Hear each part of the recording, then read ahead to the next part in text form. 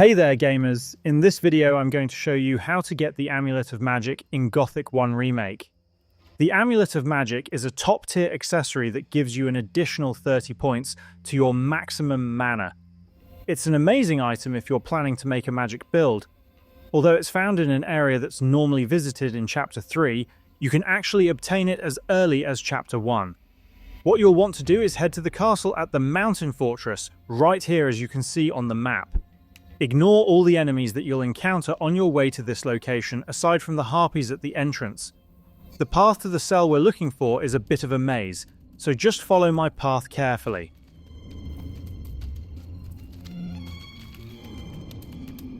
Once you get here, simply unlock this gate using the combination in the link that I've pinned in the comment section below.